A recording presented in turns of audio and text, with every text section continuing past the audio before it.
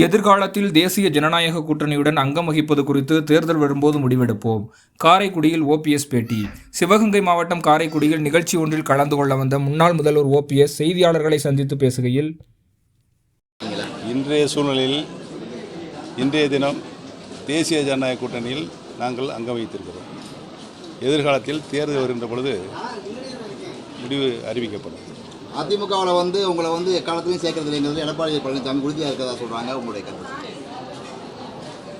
பழனிசாமிக்கு கருத்து சொல்லுகின்ற அளவிற்கு இன்றைக்கு தமிழக மக்கள் யாருமே இல்லை. அவர் மக்களுடைய வெறுப்பை தினந்தோறும் பெற்று கட்சியை அடைய பாதாளத்தில் கொண்டு தள்ளி கொண்டிருக்கிறார். இதுதான் உண்மை. அனைத்து இந்திய அன்னார முன்னேற்ற கழகத்தில் இருக்கின்ற பிரிந்த சக்திகள் அனைவரும் ஒன்று சேர்ந்தால்தான் வெற்றி பெற முடியும் என்ற ஒரு சூழ்நிலை இருக்குது. மக்களும் அதைத்தான் விரும்புகிறார்கள். வி.கே. சசிகலாமாவுடைய தென் மாவட்ட சுற்றுப்பயணம் நீங்கள் எப்படி சார் பார்க்குறீங்க? ஏற்கனவே சொல்லிவிட்டேன், வரவேற்கிறேன் என்று. பாராளுமன்ற தேர்தல் ராமநாதபுரம் தொகுதியில் தேர்தல் தோல்வியை நீங்கள் எப்படி எடுத்துக்கிறீங்க? என்னை பொறுத்தவரை, ராமநாதபுரம் மக்கள் பொறுத்தவரையில் சுயேட்சை வேட்பாளராக நின்று ஒரு அங்கீகரிக்கப்பட்ட சின்னம் இல்லை. சுயேட்சை சின்னம் பலாப்பழ சின்னம், கொடி இல்லை, பேனர் இல்லை. இப்படி எதுவுமே இல்லாமல் நின்ற என்னை ராமநாதபுரம் தொகுதி மக்கள் 3,42,000 வாக்குகள் வித்தியாசத்தில் என்னை வெற்றி செய்திருக்கிறார்கள். என்னை தோற்கடிப்பதற்கு செய்த சதி சூழ்ச்சி அனைத்தும் தோல்வியடைந்து படுதோல்வியடைந்து அவர்கள் தங்களுடைய டெபாசிட் தொகை இழந்திருக்கிறார்கள் என்பதை நான் தெரிவித்துக் கொள்கிறேன். இதுதான் மக்கள் எழுதிய தீர்ப்பு. இந்த தீர்ப்பு தான் எங்கள் பக்கம், தொண்டர்களின் உரிமையை பாதுகாக்கின்ற குழுவின் எங்கள் பக்கம். தமிழக மக்களும் அனைத்து இந்திய அன்னார முன்னேற்ற கழகத்தின் தொண்டர்களும் இருக்கிறார்கள் என்பது நிரூபணமாக இருக்கிறது.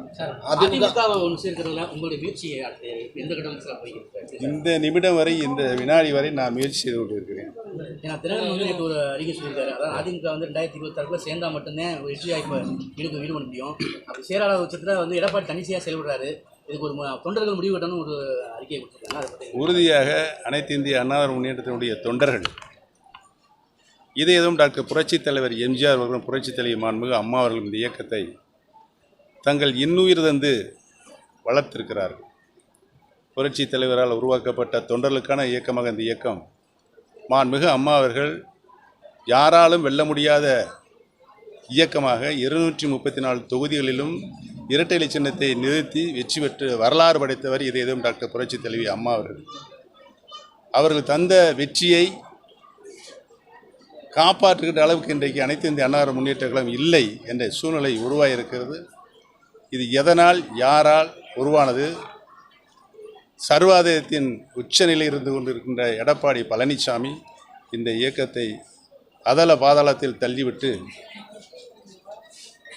மிகப்பெரிய துரோகத்தை தமிழக மக்களுக்கும் அனைத்து இந்திய அன்னார முன்னேற்ற கழகத்தின் 1.5 கோடி தொண்டர்களுக்கும் 50 ஆண்டு காலம் இந்த இயக்கத்தை வியர்வை சிந்தி ரத்தம் சிந்தி வளர்த்த இயக்கத்தை இன்றைக்கு படுபாதாளத்தில் தள்ளி இருக்கின்றார் எடப்பாடி பழனிசாமி.